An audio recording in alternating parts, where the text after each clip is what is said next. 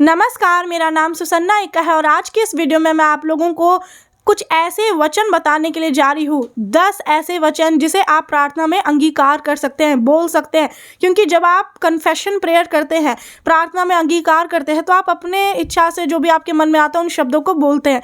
लेकिन जब आप वचन से बोलेंगे तो ऐसा कभी भी नहीं हो सकता कि परमेश्वर उस प्रार्थना को तुच्छ समझे या फिर उस प्रार्थना को परमेश्वर अनसुनी करे। इसीलिए आपको वचन से जब आप प्रार्थना करते हैं तो परमेश्वर ज़रूर सुनते हैं और ऐसी प्रार्थना के द्वारा आपका भी जीवन बदलता है। आप मुझे कमेंट करके बताइएगा कि आप कहाँ से देख रहे हैं इस वीडियो को और इसे पूरा देखिएगा, तभी आप अच्छे से आपको बहुत सारी चीज़ों के बारे में समझने को मिलेगा। और अगर आप इसी तरह से चाहते हैं कि आप वचनों को गहराई से सीख सके, समझ सके, तो आप मेरे इस चैनल को ज़रूर सब्सक्राइब करें। चलिए इस वीडियो को शुरू करते हैं।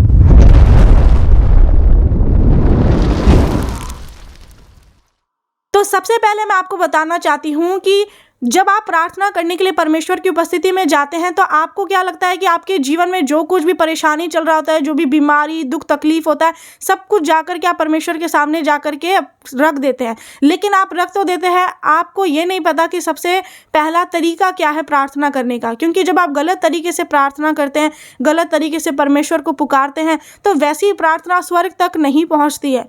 परमेश्वर से आप प्रार्थना तो कर रहे हैं, लेकिन आपको लग रहा है आप सब चीज़ कर रहे हैं, लेकिन भी क्यों अनसुनी रह जाती है प्रार्थनाएं? क्योंकि आपका तरीका सही नहीं है। तो इसलिए आपको इस चीज़ को समझना है, जब आप परमेश्वर के पास जाते हैं तो सबसे पहले आपको अपनी गलती को मानना पड़ता है। अब आप सोचते हैं कि कई बार कि मैंने तो कोई गलती नहीं किया, ना गलत सोचा किसी के बारे में, ना गलत बोला, ऐसा कुछ भी नहीं है। लेकिन भी चाहे आपने अपने तरफ से कुछ नहीं किया हो, लेकिन हम इंसान हैं और इंसान से गलतियां हो जाती हैं। शैतान यही बात तो हमारे अंदर डाल देता है, एक प्रकार का ऐसा घमंड शैतान हमारे अंदर डाल देता है कि हमने कोई पाप नहीं किया तो हम फिर क्यों प्रार्थना करें, हम क्यों अपनी गलती को माने। लेकिन सबने पाप किया है, तो पाप को मान लेना, यही परमेश्वर आपको कहना चाह रहे हैं। इसीलिए नीति वचन 28 अध्याय उसका 13 आयत में क्या लिखा है?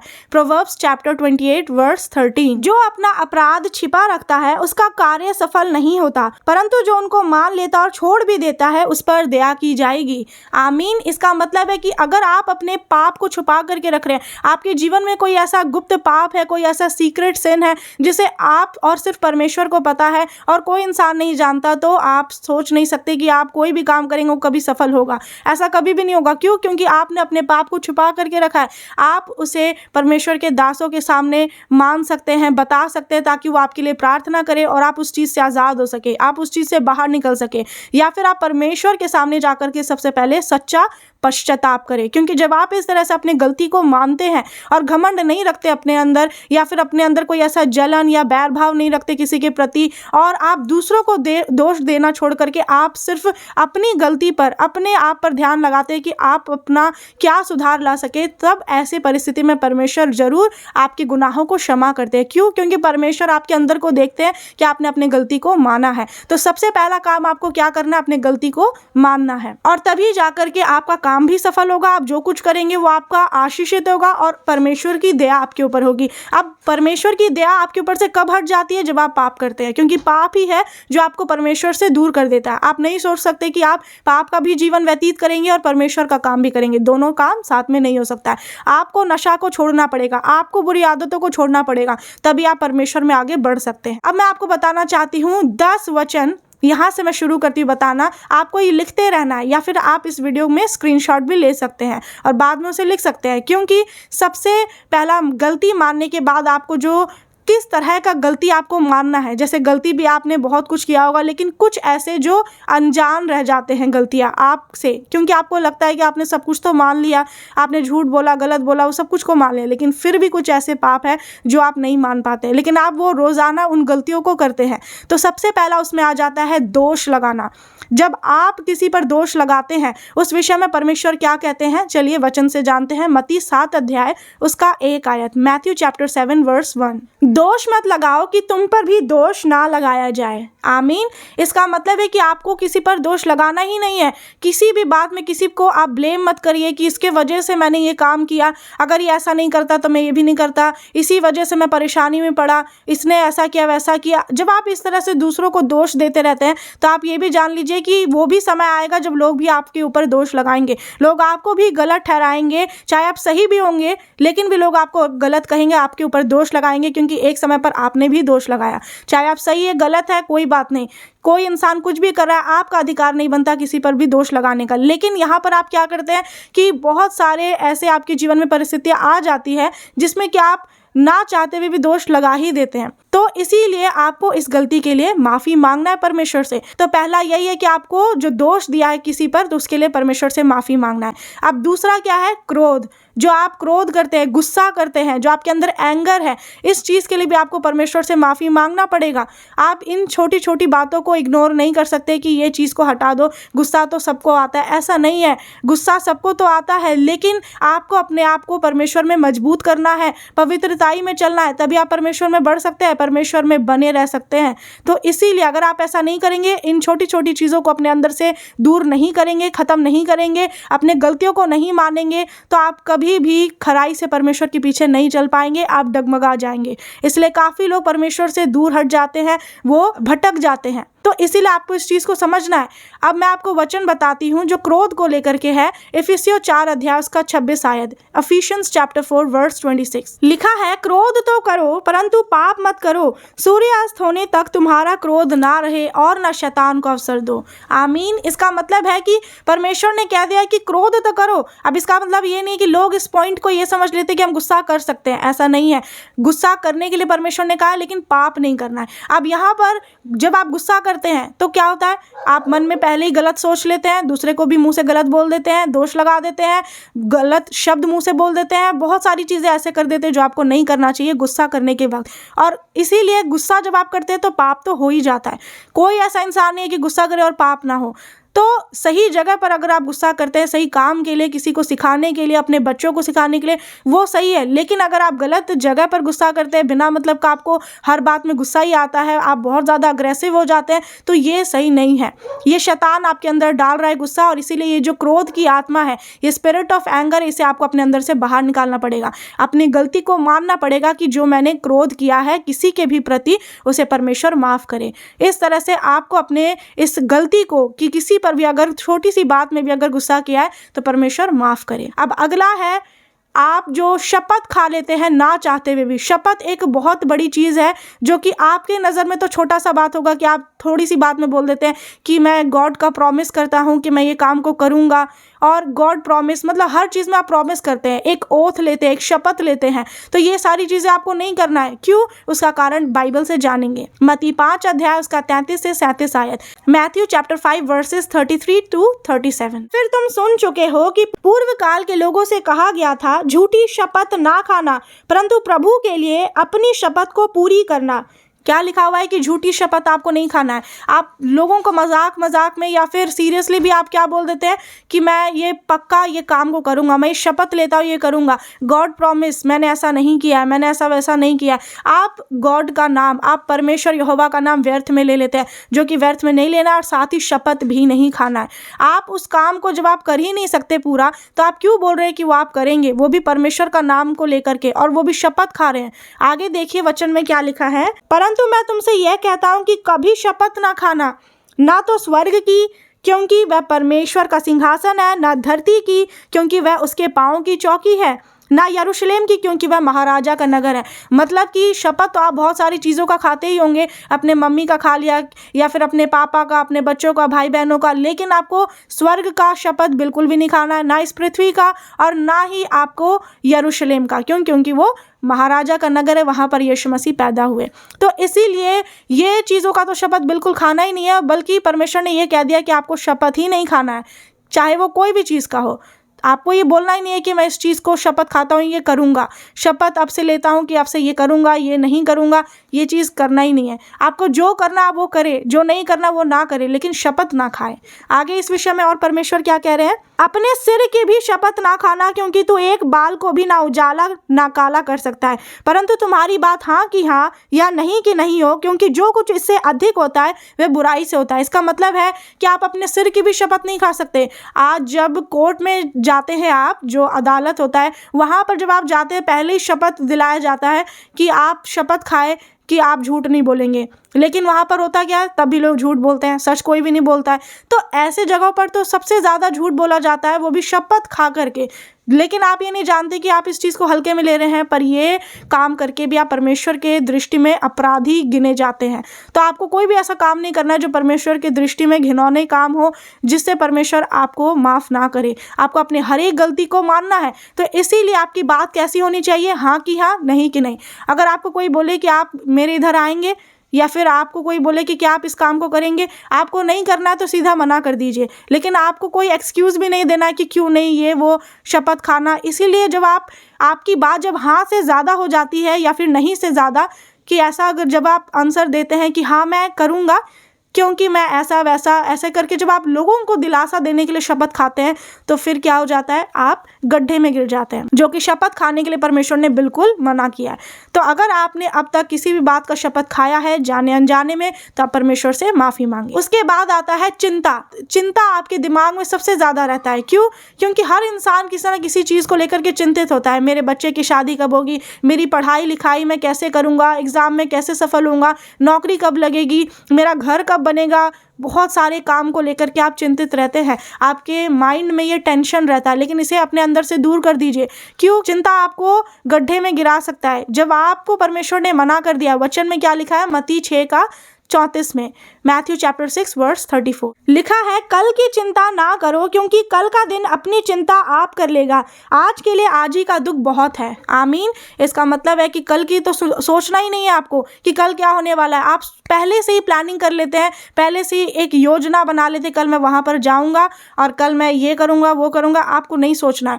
ये जब आप सोच ही लेते हैं, जब आप इन चीज़ों को सोच करके बोल ही देते हैं कि मैं कल क्या खाऊँगा, कल हम लोग पार्टी में जाएंगे तो क्या पहनेंगे, ये सारी चीज़ों को लेकर के जब आप सोचते हैं और बोलते हैं, शैतान आपके मुंह की बातों को भी देखता है और इसीलिए वो और ज़्यादा आपके मन में बोझ डाल देता है। क्योंकि जो इंसान के जीवन में सिर्फ चिंता ही चिंता रहता है, तो वो इंसान एक तरह से बोझ से दब जाता है, क्योंकि उसके मन में शांति नहीं है। शांति की जगह तो चिंता ने ले ली है। जब आप अपनी सारी चिंता को, अपने बोझ को परमेश्वर को दे देते हैं और चिंता करना छोड़ देते हैं। चिंता करना आप कब छोड़ेंगे? क्योंकि जब आपको ये विश्वास होगा कि जो यहोवा परमेश्वर आपके साथ है, वो आपके बोझ को अपने ऊपर उठा लेते हैं, वो आपको संभालते हैं, वो आपके हर एक बंधनों को तोड़ डालते हैं, आपके लिए रास्ता तैयार करते हैं। जो आपको लग रहा है कि नहीं हो सकता है, लेकिन वो चीज़ परमेश्वर आपके लिए पूरा कर देते हैं। तो जब आपका भरोसा जीवित परमेश्वर पर होता है, आपको किसी बात की चिंता नहीं होती। आप बिल्कुल चिंता नहीं करेंगे कि कैसे वो काम होगा नहीं होगा, आप कर पाएंगे नहीं कर पाएंगे, आप ठीक होंगे नहीं होंगे, कोई चिंता नहीं होगी। क्यों? क्योंकि आपको पता है कि वो सबसे महान परमेश्वर है, वो सर्वशक्तिमान ईश्वर है। इसीलिए जब तक आप परमेश्वर की सामर्थ्य को नहीं जानते कि परमेश्वर कौन है, आप परमेश्वर को सिर्फ एक देवी देवता की तरह पूछते हैं, तब तक आप परमेश्वर की वैल्यू को कभी भी नहीं जान सकते। इसीलिए आप चिंता करते हैं। तो जब आप परमेश्वर की सामर्थ्य को जानेंगे, आप चिंता नहीं करेंगे। और परमेश्वर ने कह दिया कि आज के लिए आज ही का दुख बहुत है। मतलब आज आप काम कर रहे हैं, आप आज के लिए ही सोचिए कि आज आपको क्या करना है, कल के लिए छोड़ दीजिए। और लोग कल का तो क्या, बहुत साल बाद का भी सोच लेते हैं कि मैं 2 साल तक पैसा इकट्ठा करूंगा, फिर उसके बाद इस काम को करूंगा, बड़ा बिजनेस करूंगा, ये सारी चीज़ों को सोचते हैं। लेकिन आपको तो यही नहीं पता कि अगला सेकंड क्या हो जाएगा, अगला दिन आप उठ भी पाएंगे या नहीं। यही चीज़ों को बस हमेशा याद रखिएगा और चिंता करना छोड़ दीजिए। और अगर आपने अब तक किसी भी बात के लिए चिंता किया है या करते आए हैं, तो आप परमेश्वर से इस बात के लिए भी माफ़ी मांगे। तो अभी तक मैंने आप लोगों को ये वचन बताया। अब आपको अगला पॉइंट क्या करना है, क्या अंगीकार करना है अगले पॉइंट में। बाइबल में सब चीज़ का जो एक सारांश है वो प्रेम ही है। अगर आप सब काम को करते हैं, लोगों की भलाई करते हैं, सब कुछ को परमेश्वर के लिए भी खुश करने के लिए काम करते हैं, लेकिन अगर आपके अंदर प्रेम नहीं है, कुछ भी नहीं है। तो आपको ये सिर्फ प्रेम को काम से तो करना ही है, लेकिन आपको अपने मुंह से भी इस चीज़ को बोलना है कि आप प्रेम करेंगे। लेकिन अब आप बोलते तो है, हाँ मैं सबसे प्रेम करूँगा, लेकिन किस किस से आपको प्रेम करना है विशेष करके, तो आप वचन से जान सकते हैं। सबसे पहला आपको परमेश्वर से प्रेम करना है, क्योंकि चाहे आप अपने माँ बाप को देखें, भाई बहनों को देखें, रिश्तेदार जो भी बच्चे हैं, लेकिन उससे भी बढ़कर सबसे पहला स्थान परमेश्वर का होता है। तो मरकुस 12:30 में क्या लिखा है, मार्क चैप्टर 12 वर्स 30, और तू प्रभु अपने परमेश्वर से अपने सारे मन से और अपने सारे प्राण से और अपनी सारी बुद्धि से और अपनी सारी शक्ति से प्रेम रखना। आमीन। इसका मतलब आपको क्या करना है, सारे मन से, यही मन आपका सारी जगहों पर भटकता है। जब आप प्रार्थना करने के लिए जाते हैं आपका मन नहीं लगता है। मन ही तो सब वस्तुओं में से अधिक धोखा देने वाला है। आपका मन ही तो कहता है कि ये पाप कर लेंगे तो क्या ही हो जाएगा। आपका मन कहता है कि थोड़ा अच्छा अच्छा कपड़ा पहने, वो जैसा कर रहा है वैसा ही करे। तो मन ही हमें भटका देता है, क्योंकि ये मन धोखा देने वाला है। सारी चीज़ों में सबसे ज़्यादा धोखा देने वाला क्या है, मन है। इसीलिए परमेश्वर भी चाहते हैं कि आप अपने मन से क्या करें, परमेश्वर से प्रेम करें। उसके बाद है अपने सारे प्राण से, पूरे प्राण से, पूरे जी जान से आपको परमेश्वर से प्रेम करना है। और लोग, इसमें क्या होता है कि लोग अगर आपको दबाने की भी कोशिश करें, आपको सताने के लिए आ जाए कि आपने धर्म बदल लिया, ये कर लिया, वो कर लिया, फिर भी आपको ये कोशिश करना है कि आप डरे नहीं। आपका भले ही प्राण भी चला जाए, क्यों? क्योंकि जो कोई अपना प्राण बचाता है वो उसे खोएगा, लेकिन जो अपना प्राण खोता है परमेश्वर के लिए वो उसे पाता है। अब आपके ऊपर है कि आप क्या कर रहे हैं, आप अपना प्राण बचा रहे हैं या फिर अपना पूरा प्राण से परमेश्वर से प्रेम कर रहे हैं। अगला है अपनी सारी बुद्धि से। आपको अपना बुद्धि का इस्तेमाल पढ़ाई लिखाई में नहीं करना, बड़ा बड़ा नौकरी करने में, बिजनेस करने में, ये सब चीज़ों में नहीं करना है। आप अपना बुद्धि तो बहुत सारी चीज़ों में लगाते हैं, कमाने में, बहुत सारी चीज़ों में, लेकिन आपको अपना बुद्धि अगर आप परमेश्वर से प्रेम रखने में लगा रहे हैं तो ये आपके लिए सबसे उत्तम बात होगी, क्योंकि यही चाहते हैं परमेश्वर। और साथ ही अपने सारे शक्ति से प्रेम रखना है परमेश्वर से, सारे शक्ति से, पूरे शक्ति से। ये नहीं कि आपका शरीर तो बीमार हो चुका है, शरीर में ताकत नहीं रह गई, फिर भी जो कुछ भी ताकत बचाओ परमेश्वर के लिए लगाइए। और अगर आप एक नौजवान है और आप टीनेजर है तो इसी समय पर परमेश्वर आपको इस्तेमाल करना चाहते हैं, क्योंकि इस समय आपके शरीर में ताकत होती है। जब आप बूढ़े हो जाएंगे उतनी ताकत शरीर में नहीं रहेगी जितनी कि इस वक्त है। तो ये समय, जो ताकत आपके पास है, जो बुद्धि आपके पास है, जो शक्ति है, जो कुछ है आपके पास, ये अपना मन, सब कुछ आप परमेश्वर पर लगाइए, उनसे प्रेम रखने में लगाइए। उनकी आज्ञा का पालन करके ही आप उनसे प्रेम रख सकते हैं। तो अगला है अपने पड़ोसी से आपको प्रेम करना है। अपने पड़ोसी से, अब पड़ोसी में कौन आ जाते हैं, जो आपके ही आसपास के लोग हैं, चाहे वो कोई भी हो सकता है। तो आपको अपने पड़ोसी से अपने समान प्रेम करना है। वचन में लिखा हुआ है, मरकुस 12 अध्याय उसका 31 आयत, मार्क चैप्टर 12 वर्स 31। और दूसरी यह है, तू अपने पड़ोसी से अपने समान प्रेम रखना, इससे बड़ी और कोई आज्ञा नहीं है। आमीन। आपने देख लिया कि इससे बड़ी तो और कोई आज्ञा है ही नहीं कि आप अपने पड़ोसी से अपने समान प्रेम रखें। इसलिए मैंने आपको पहले बता दिया था कि पूरे बाइबल का सारांश ही ये है कि आपके अंदर प्रेम होना चाहिए। परमेश्वर का प्रेम जब आपके अंदर होगा, आप अपने पड़ोसी से प्रेम रखेंगे, सब कोई से प्रेम रखेंगे, और यही काम आपको करना है। तो आपको बोलना भी है कि मैं आपसे अपने पड़ोसी से भी अपने समान प्रेम करूंगा। जिस तरह से आप अपने शरीर को कभी भी दुख पहुंचा सकते हैं, अपने शरीर को काट सकते हैं, मार सकते हैं, नहीं, ये तो तभी कर सकते हैं जब शैतान आपके अंदर होगा, दुष्टात्मा आपके अंदर होगी, तो वो आपको, अपने शरीर को, आपको आत्महत्या करने के लिए उस्काएगी। लेकिन जब परमेश्वर का आत्मा आपके अंदर होगा, आप कभी भी अपने शरीर को नुकसान नहीं पहुंचाएंगे, आप कभी भी पाप करने का नहीं सोचेंगे, क्योंकि परमेश्वर का आत्मा आपके अंदर वास करेगा। फिर अगला, आपको किससे प्रेम रखना है, अपने दुश्मनों से भी प्रेम रखना है। आप सोचेंगे कि मैं दुश्मन से क्यों प्रेम करूं, लेकिन यीशु मसीह सबसे ज़्यादा यही तो सिखाए हैं कि आपको अपने दुश्मन से प्रेम रखना है। जो आपके ऊपर जादू टोना कर रहे हैं, आपको गिराने के लिए कह रहे हैं, जो आपको गलत बोलते हैं, आपको निराशा में डाल देते हैं, जो आपको सताते हैं, आपको उन्हीं के लिए प्रार्थना करना है। अपने लिए तो करना ही है, लेकिन अपना स्थान आपको सबसे लास्ट में रखना है, और सबसे पहले परमेश्वर का, फिर अपने दुश्मनों से भी करना है। तो इस तरह से आप प्रेम रखें। मत्ती 5 अध्याय उसका 44 आयत, मैथ्यू चैप्टर 5 वर्स 44। परंतु मैं तुमसे यह कहता हूँ, यीशु मसीह कह रहे हैं, कि अपने बैरियों से प्रेम रखो और अपने सताने वालों के लिए प्रार्थना करो। आमीन। तो आपको किससे प्रेम रखना है, अपने सताने वालों से, अपने दुश्मनों से आपको प्रेम रखना है और उनके लिए प्रार्थना करना है। क्योंकि सिर्फ प्रेम आपको मुंह से ऐसे ही नहीं करना है, मुंह से तो बोलना ही है कि आप उनसे प्रेम करेंगे, लेकिन काम और सत्य के द्वारा भी प्रेम करना है। तो वो चीज़ को आपको करना होगा। और आप कैसे कर सकते हैं अपने दुश्मन से प्रेम, अगर वो आपके घर आ जाते हैं, आपसे कुछ मांगते हैं, उनको कोई ज़रूरत पड़ती है, तो आप क्या सोचते हैं, आप हंसते हैं, आप उनका मजाक उड़ाते हैं कि उसने तो ऐसा किया था इसीलिए अब उसको भुगतना पड़ रहा है। आप ठट्ठा में उड़ाते हैं उनकी बातों को, उनके ऊपर जब परमेश्वर का क्रोध भड़कता है तो आप हंसते हैं। लेकिन कहीं ऐसा ना हो कि आप उनके प्रति तो हंस रहे हैं, ऐसा ना हो कि परमेश्वर उनकी ही गलती को माफ़ कर दे, क्योंकि परमेश्वर तो किसी के भी मन को बदल सकते हैं। हो सकता है कि जो आज आपके ऊपर जादू टोना कर रहे हैं, जो आज आपसे नफरत कर रहे हैं सबसे ज़्यादा, जो आज आपको गलत बोल रहे हैं, आपके ऊपर दोष लगा रहे हैं, हो सकता है कि उसी इंसान को परमेश्वर बदल दे। जिस तरह से जब आप बाइबल पढ़ेंगे, शाऊल को परमेश्वर ने बदला और वो पौलुस बन गए। वही इंसान जो इजराइलियों को सताते थे, वो दूसरों के लिए प्रार्थना करने लग गए, वो चंगाई करने लग गए। तो आप सोचिए कि परमेश्वर एक इंसान के मन को इस तरह से बदल देते हैं, तो फिर आपके दुश्मन क्या है, उनको भी परमेश्वर बदल देंगे। तो इसीलिए आपको अपने दुश्मन से प्रेम रखना है। आमीन। उनके लिए प्रार्थना करना है कि परमेश्वर जो उनकी बंद आंखें हैं वो खुल जाए और वो अंधेरे से बाहर निकल सके। अब अगला आपको किससे प्रेम रखना है? अपने माता पिता से प्रेम करना है। निर्गमन 20 अध्याय उसका 12 आयत, एक्सोडस चैप्टर 20 वर्स 12। तू अपने पिता और अपनी माता का आदर करना, जिससे जो देश तेरा परमेश्वर यहोवा तुझे देता है उसमें तू बहुत दिन तक रहने पाए। आमीन। इसका मतलब है आपको अपने मम्मी पापा का आदर करना है। आप ये नहीं बोल सकते कि मेरे मम्मी पापा मुझे गलत रास्ता दिखा रहे हैं, वो विश्वास नहीं करते हैं, वो मूर्ति पूजा करते हैं, वो ये वो काम करते हैं, तो मैं उनका आदर क्यों करूं? चाहे आपके मम्मी पापा कैसे भी हैं, वो गलत भी है, फिर भी आपको उन्हें आदर देना है, उनका सम्मान करना है, क्योंकि लिखा हुआ है कि जब आप ऐसा करते हैं तो परमेश्वर आपको एक लंबी आयु देते हैं इस पृथ्वी में रहने के लिए। इतना ही नहीं, ये इसलिए भी आपको करना है क्योंकि परमेश्वर ने जो 10 आज्ञाएं मूसा को दी, उसमें से ये 5वीं आज्ञा है। जब आप अपने मम्मी पापा से प्रेम करते हैं, चाहे आपके मम्मी पापा कैसे भी हो, तो अगला इंसान भी जो आपको देखता है वो इस चीज को समझता है आप कितना अच्छा सोचते हैं, आपकी सोच कितनी अच्छी है, और आपका व्यवहार को अगला इंसान देखता है तो वो भी वही सीखेगा। फिर जब आपके मम्मी पापा अगर गलत भी होंगे, आप उनको आदर सम्मान दे रहे हैं और उनको गलत नहीं बोल रहे हैं, उन्हें किसी भी बात में ठेस नहीं पहुंचा रहे, उन्हें धक्के मार के बाहर नहीं निकाल रहे हैं, तो इससे क्या होता है कि आपके मम्मी पापा का भी मन परमेश्वर बदल देते हैं। जब दुश्मनों का मन बदल सकता है तो आपके मम्मी पापा का क्यों नहीं बदलेगा? इसलिए उनको भी आदर और सम्मान दे।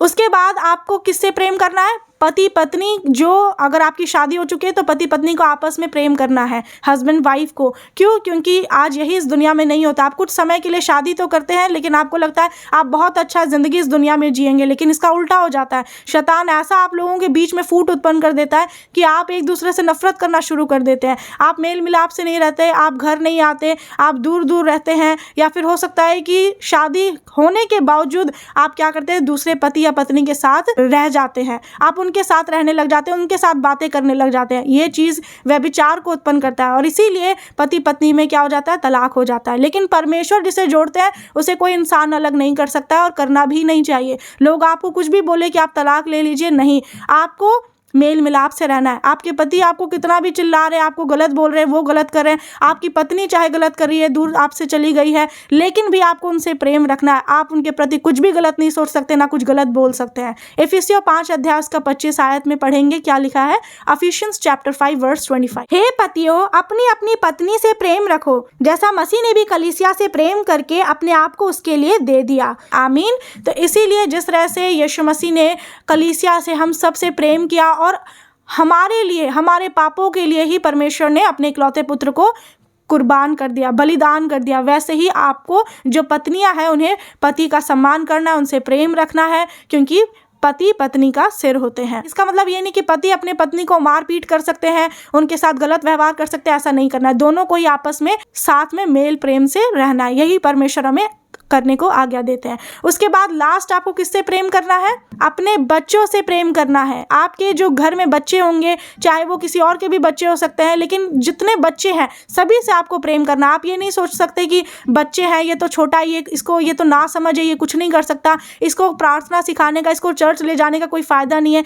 ये अभी ना समझ है, कुछ नहीं कर पाएगा। लेकिन ऐसा नहीं सोचना है।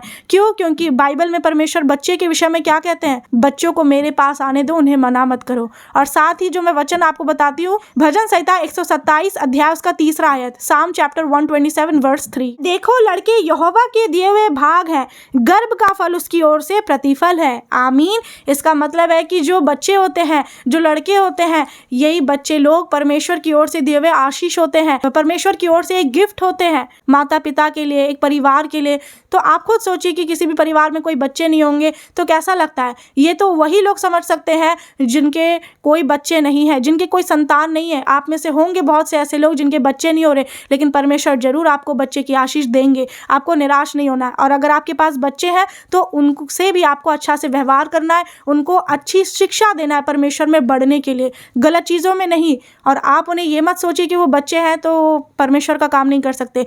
बच्चे भी, दूध पीते बच्चे भी परमेश्वर की स्तुति महिमा करते हैं। अपने बच्चों से भी प्रेम करें। यही 10 वचन जो आज मैंने आपको इस वीडियो में बताया है, इसे आपको प्रार्थना में अंगीकार करना है। अब मैं आपको शॉर्ट में यहाँ पर मैं स्क्रीन में मैं लगा देती हूँ लिख करके, इन्हीं बातों को आप किस तरह से बोलना है आपको, वो मैं आपको बताती हूँ। परमेश्वर मुझे माफ करे अगर मैंने किसी के ऊपर दोष लगाया है, अगर मैंने किसी के प्रति क्रोध किया है तो परमेश्वर मुझे माफ करे। अगर मैंने किसी भी तरह से शपथ खाया है किसी भी परिस्थिति में तो परमेश्वर मुझे माफ करे। अगर मैंने किसी भी बात को लेकर के चिंता किया है और बोला है तो परमेश्वर मुझे माफ करे। अब से मैं परमेश्वर से प्रेम करूंगा, सारे मन से, सारे बुद्धि से, सारे शक्ति से, सारे प्राण से।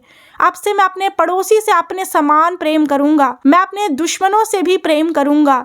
मैं अपने माता पिता से प्रेम करूंगा। हम पति पत्नी एक दूसरे से प्रेम करेंगे। हम अपने बच्चों से भी प्रेम करेंगे। आमीन, हालेलुया। तो मेरा विश्वास है जो लिखी हुई बातों को आपने यहाँ पर देखा, इसे आप स्क्रीनशॉट करके भी रख सकते हैं, लिख भी सकते हैं, ताकि आप इन शब्दों को जो कि वचन सही है उसे आप प्रार्थना में ज़रूर अंगीकार करें। जब आप इस तरीके का प्रार्थना करेंगे आपकी प्रार्थना कभी अनसुनी नहीं होगी। परमेश्वर ज़रूर स्वर्ग से सुनकर आपकी प्रार्थनाओं का उत्तर देंगे यीशु मसीह के नाम में। और बाकी अगर आप चाहते हैं कि इस वीडियो का पार्ट 2 भी मैं बनाऊँ तो इस वीडियो के भाग 2 के लिए आप मुझे नीचे कॉमेंट करके बता सकते हैं। बाकी अगर आपको कुछ सीखने को मिला है या आपको कुछ मन में प्रश्न आए हैं तो मुझे कमेंट सेक्शन में ज़रूर पूछिएगा, मैं आपके कमेंट्स का रिप्लाई करूंगी। इस वीडियो को शेयर करना नहीं भूलिएगा, क्योंकि अगर आप चाहते हैं कि दूसरों के लिए भी आशीष का कारण बने और दूसरों तक परमेश्वर का वचन पहुंच सके तो आप इसमें मेरी मदद करें इस वीडियो को शेयर करके। परमेश्वर आप सभी को आशीष दे। God bless you all. नमस्कार।